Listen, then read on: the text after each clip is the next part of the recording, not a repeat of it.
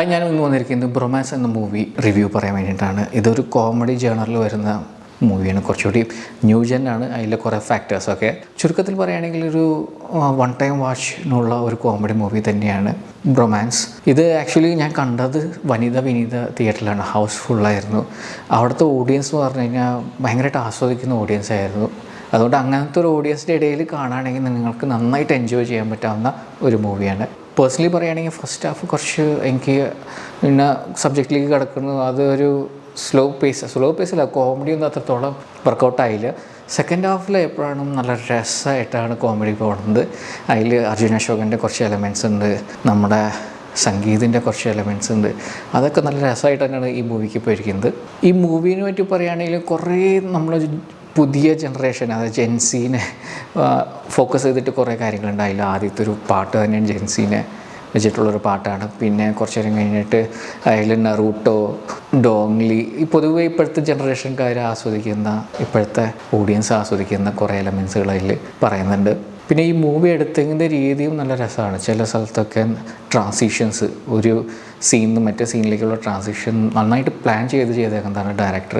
അത് ഈവൻ എഡിറ്ററും അതിൻ്റെ കുറേ കളർ കാര്യങ്ങളൊക്കെ നല്ല രസമായിട്ട് തന്നെ, കോസ്റ്റ്യൂം എല്ലാം ഒരു ഫ്രഷ്നെസ് ഉണ്ട് ഈ മൂവിക്ക്. നമ്മൾ പോസ്റ്റേഴ്സും ശ്രദ്ധിച്ചിട്ടുണ്ടായിരുന്നു, ഭയങ്കര കളർഫുള്ളാണ് പോസ്റ്റേഴ്സ്. അതുപോലെ തന്നെയാണ് ഈ മൂവി മൊത്തത്തിലൊരു കളർഫുള്ളാണ്. ഈ മൂവി ശരിക്കും പറഞ്ഞു കഴിഞ്ഞാൽ ബ്രോമാൻസ് എന്ന് പറയുമ്പോൾ നമ്മുടെ ആദ്യമായിട്ട് അഭിനയിച്ച പുള്ളിക്കാരൻ്റെ അനിയനായിട്ട് നമ്മുടെ മാത്യു അവർ തമ്മിലുള്ളൊരു കണക്ഷനാണ് തുടക്കം കാണിക്കുന്നത്.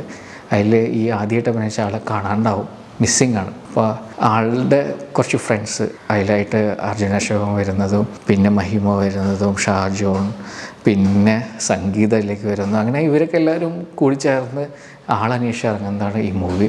അതിൽ ബിനു പപ്പുയുടെ ക്യാരക്ടർ വരുന്നുണ്ട്. ഇവർ അന്വേഷിച്ച് ഇറങ്ങുന്നതും അതിൽ നടക്കുന്ന സംഭവ വികാസങ്ങളും അത് നല്ല രസമാണ്. സെക്കൻഡ് ഹാഫിൽ അടിപൊളിയാണ്, ഒരു രക്ഷയിൽ.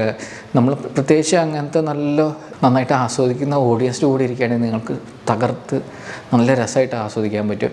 ഈ പറഞ്ഞ പോലെ ചത്ത ഓഡിയൻസ്, അതായത് ഭയങ്കര സീരിയസ് ഓഡിയൻസിൻ്റെ കൂടെ ഇരുന്ന് കാണുകയാണെങ്കിൽ നിങ്ങൾക്ക് അത്രത്തോളം എൻജോയ് ചെയ്യാൻ പറ്റുമെന്ന് എനിക്കറിയില്ല.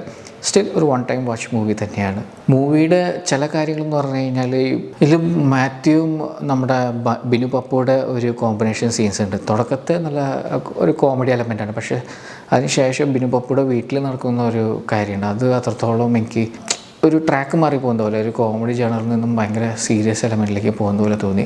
അതുമാത്രം എനിക്കൊരു പിച്ച് ഔട്ട് പോലെ തോന്നി. പിന്നെ ഇതിൻ്റെ പാട്ടുകളും നല്ല രസമായിട്ടാണ്. അതിൽ ജെൻസിയുടെ ആദ്യത്തെ പാട്ട് അത് എടുത്തേക്കുന്ന രീതി, അത് ടൈറ്റിൽ വർക്കാണ് അതിൽ ചെയ്തേക്കുന്നത്. ടൈറ്റിൽ വർക്കും അതൊക്കെ അടിപൊളിയാണ്, ഒരു ഫ്രഷ്നെസ് ഉണ്ട്. പിന്നെ മാത്യുയുടെ പെർഫോമൻസ് ചിലയിടങ്ങളിൽ എനിക്ക് അത്രത്തോളം കൺവിൻസിങ് ആയിട്ട് തോന്നിയില്ല.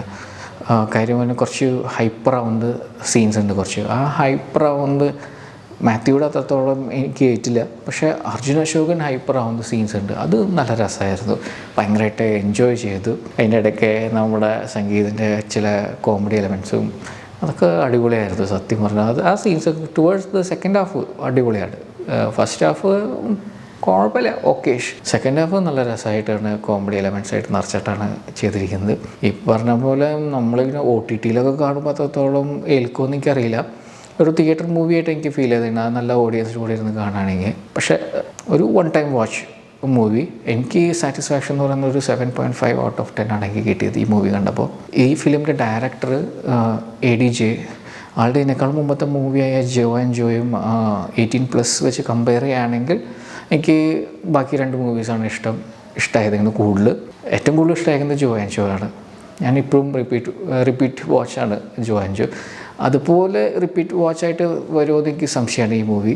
അപ്പോൾ നിങ്ങൾ ഈ മൂവി കണ്ടതാണെങ്കിൽ നിങ്ങളുടെ അഭിപ്രായത്തിൽ മെൻഷൻ ചെയ്യണം. നിങ്ങൾക്ക് ഈ വീഡിയോ ഇഷ്ടമാണെങ്കിൽ ലൈക്ക് ചെയ്യണം, ഷെയർ ചെയ്യണം, സബ്സ്ക്രൈബ് ചെയ്യണം. ഇനി അടുത്ത വീഡിയോയിൽ കാണാം. ബൈ.